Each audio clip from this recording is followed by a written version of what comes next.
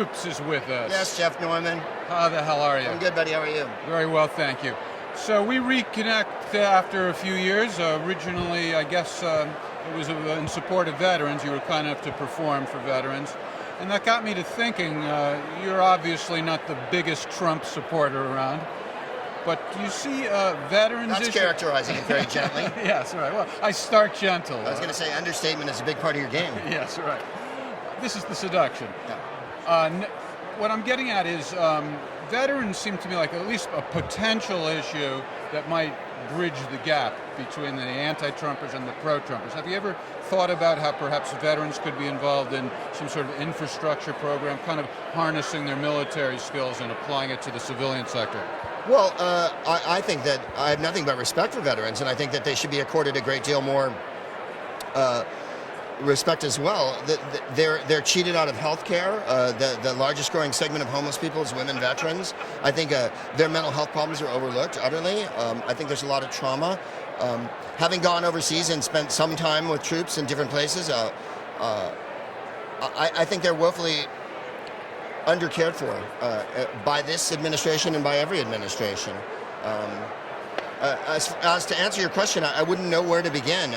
I think obviously there probably is a place where veterans could be the go-betweens between the civilian world and the... It just seems like one of the few areas where there's at least potential for anti-Trumpers and pro-Trumpers to agree. Oh, no question. No. I think we all agree that troops don't make the war, and troops don't want there to be a war. It is their job. It's the government that makes policy.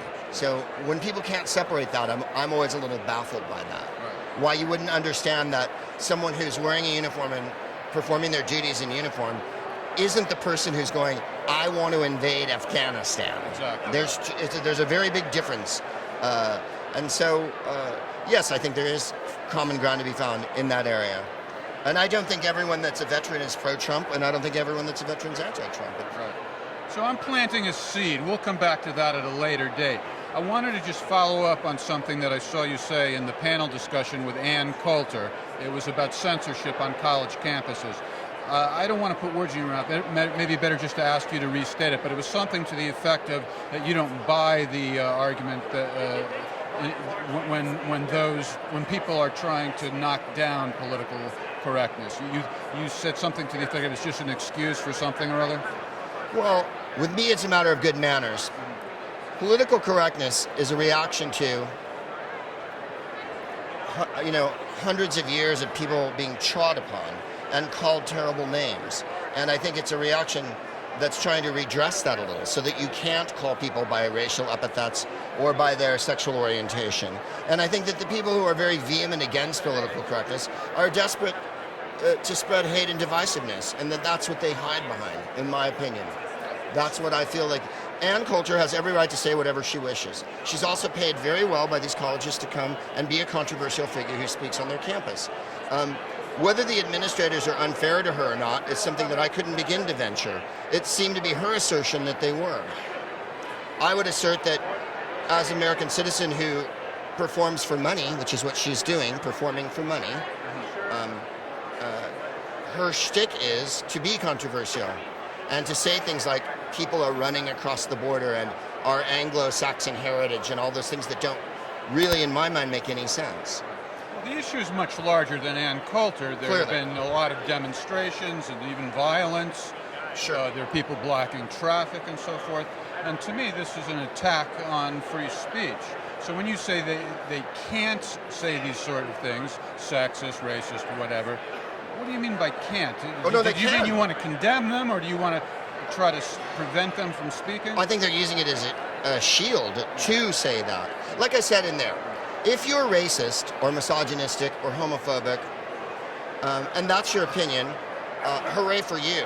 But that's not a considered, intelligent, thought-out opinion. That's simply racism or homophobia.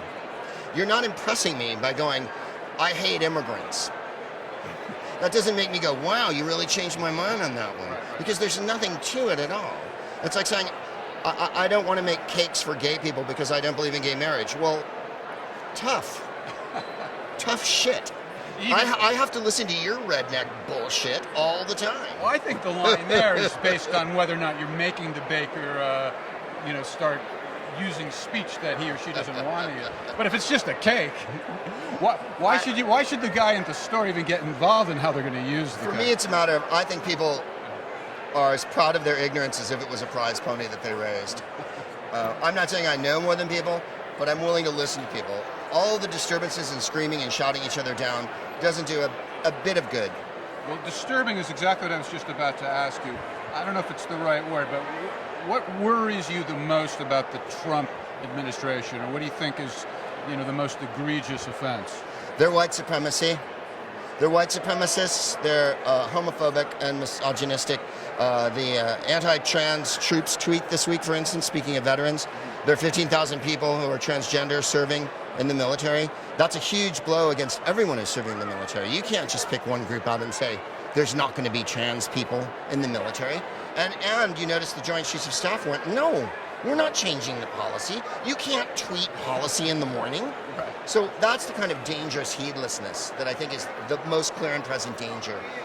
He enforces prejudice and does nothing to back it up. If he'd given a bunch of reasons, but you saw the tweets, it was, I've conferred with my generals, and because of safety regulations and unity. Well, it carries no significance, really, as far as imposing policy. The same thing was said about black troops in the 40s. Yeah. The same thing was said about women troops 10 years ago. You know what I mean? It was a political statement, not a legal order. We'll see what happens with that. If you're in the service and you're serving with trans people, you don't care what gender they are as long as they've got your back. And the same goes both ways, And what about, not necessarily coming from Trump himself, but let's say the Trump era, what's the thing where you might see some hope? What's good about the way things are getting stirred up? Everybody knows who their local representatives are now. We all know how a vote in the Senate goes down. We've had to learn civics over again. Stuff that I learned when I was in high school and junior college, evidently no one learned. And now we're learning that we can phone our representatives, that we can write them, that we can go to meetings, and that direct action works. You know as well as I do, Jeff, people say, oh, marching doesn't accomplish anything. It accomplishes everything. The healthcare bill died because they know how unpopular it is with people. It's wildly unpopular. How many pro-repeal and replace rallies were there? Approximately zero. So they were going to do it anyway, but McCain pulled a brilliant parliamentary maneuver. They won't be able to go back and visit this bill again because of what he did. No, not this bill, but yeah, I agree. He pulled a very good move by saying, hey, we need something that's bipartisan. And that creates an opportunity for Trump, I think. Well, it does, but also this bill's dead in the water now. It can't be brought up again. It can't be discussed. And you can't even bring it up an appropriations bill of the same kind this right now, because